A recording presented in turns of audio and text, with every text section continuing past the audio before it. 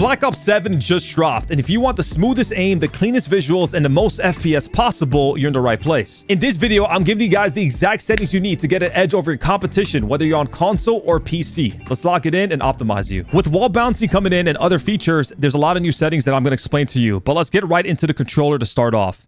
So I do play on tactical flipped, but that depends on what you want to play. I play on 1.65 sensitivity, and it feels the best to me. I would recommend somewhere between 1.5 to probably 1.7 highest or 1.8 max. But ideally, this range around here is really good for consistent aim and consistent centering. Then you want to go down to, and I do play on flipped, so I have this on. And your dead zones is one of the most important things in Call of Duty and in this game. Now, my left stick minimum is on 1 and my left stick maximum is on 70. You ask why. This is going to allow you to have the best movement possible. When you're strafing or when you're sliding or, you know, when you get dead slide sometimes because you're not sprinting quick enough, this is going to allow your stick to be more reactive and quicker. So you're going to automatically notice a big improvement to your movement. For the right stick minimum, I am on 3. I recommend somewhere between 2 to 5. Obviously, if you have a lot of stick drift, you kind of got to go higher, but I wouldn't recommend anything past 10. At that point, you probably just need a new controller. The lower, usually, the better you can control your aim, and if you put it too high, it will be detrimental towards your aim, so please don't do that. For your right stick maximum, do not touch this one. This can actually affect you in a negative way. And then left trigger and right trigger, make sure it's on 0. Now, let's go to the aiming aspect. Since I have play on a lower sense, I don't touch my sensitivity multiplier, but the aiming advanced settings is very important. So I do run instant over gradual or after zoom. Instant feels really good on snapping on the targets and also with movement, omni movement, sliding. When they slide too fast and it's hard for you to keep up, that's where instant comes into play. So it's very, very good countering the slides and countering the movement.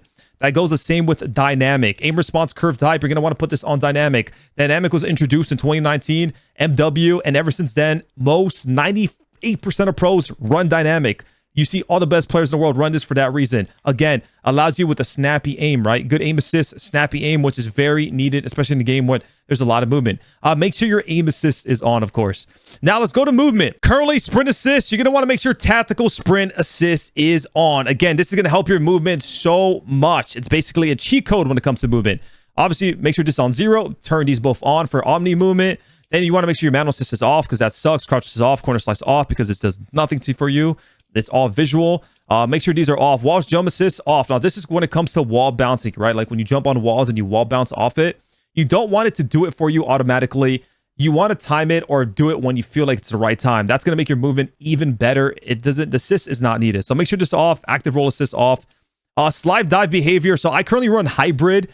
Hybrid is better for like Warzone. I will say diving isn't that good in this game. So you can honestly just use slide only. I would recommend slide only for most people. It just makes your sliding faster, easier, and sliding is like the key movement in this game.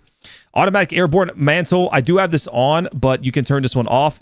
These two, make sure they're on. Sprint restore, slide maintain sprint on. A lot of these, wall jump activation again, press, of course.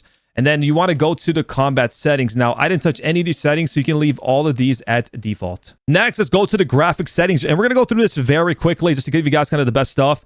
So I do run full screen exclusive. Make sure you have that on. Then you're going to want to go to your NVIDIA. Make sure this is on or on plus boost. That's very important, okay? You can just copy these settings as they are. These are not very important, most of them. Make sure your V-Sync gameplay is off. Dynamic HDR, I have this on automatic. Some people like that off. Then just go to your quality. So I do like Fidelity Cast a lot. It makes the game a lot sharper. It makes it clear. It makes it easier to see everything. And I have it on 95 because when you put it on 100, it's a little too sharp. This is going to affect your FPS a little bit, but to me, it's worth it. You know, for me, it's worth it. Then you want to make sure it's off, on, normal, low, off, low, off, low, optimize, low, very low, off, low, off, low, off, low, off. This way, you have great performance. And if you copy all these settings, you're going to have good FPS, still good visuals, still good quality, and the game is still going to look incredible. Now, this is another very important aspect of multiplayer in Call of Duty is your view. So you're going to want to make sure your FOV is somewhere between, I will say 95 to like 107 is like the sweet spot for multiplayer. It's going to help you getting more aim assists, hitting your shots. Obviously, I'm currently playing on 105. I really do like 105. I don't like playing on too low of an FOV. Then you're going to want to make sure you're on affected. This is going to help with the visual recoil. It's going to see like when you're shooting and when you're playing, you're going to have less visual recoil, which is obviously is the W. Make sure your motion blur and weapon motion blur are off for obviously less visual stuff that you don't need on your screen. And then first person camera movement, make sure it's on 50% so there's less shaking on your screen. That way, you know, it's not distracting and messing up with your aim. Now let's go to the audio really quickly. You're gonna make sure your gameplay music volume is on 0. For your dialogue volume, you could have it like somewhere on 70. Cinematic, again, 0. And then the most important ones is honestly master and effects. So make sure those two are at 100. Audio mix, there's a couple good ones. Treyarch mix, headphones, bass cut, or Sucker Punch are like the 3 go-to. I'm currently on Treyarch mix, but I probably might switch to Sucker Punch eventually because you hear footsteps a little louder. And you're gonna want to make sure this setting right here is on as well. Now let's go to interface, and there's actually a few good and important settings that you should be having it on or off. So first of all, if you want to show your FPS counter and all that stuff, make sure to go this one, global telemetry, or however you pronounce that word. I feel like I did not say that one right. You can turn, I usually just have these 3 on. You don't really need the other ones unless you're really curious. Then you want to go to color customization. Now this is going to make your game more poppin', better coloring. You know, it's going to feel nice to play the game, not so dark and boring. So you're going to want to go to color filter. Make sure it's on color filter 2. Then color filter target, make sure it's on both, so it's affecting both your HUD, your game, everything. And then make sure they're both on 100. This is going to make your game, again, like I said, look so much better.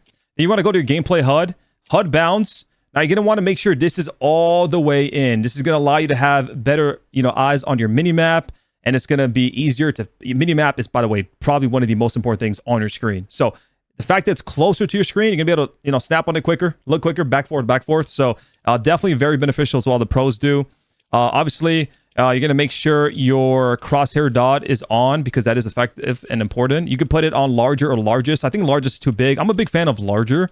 And then you're going to want to make sure, obviously, this is on 100 and whatever color you want. Something some people like to do as well is turn off crosshair line spread because it doesn't really help you, or you can put it just on static, and that way it doesn't move when you're shooting, so it doesn't really distract you. But these are the most important settings on this one right here. Thank you so much for watching the video. If you guys stayed up until now, make sure to drop a like and subscribe. I really would appreciate the support. And always, I stream on YouTube pretty much every single day, so don't be afraid to show your face and come say hi.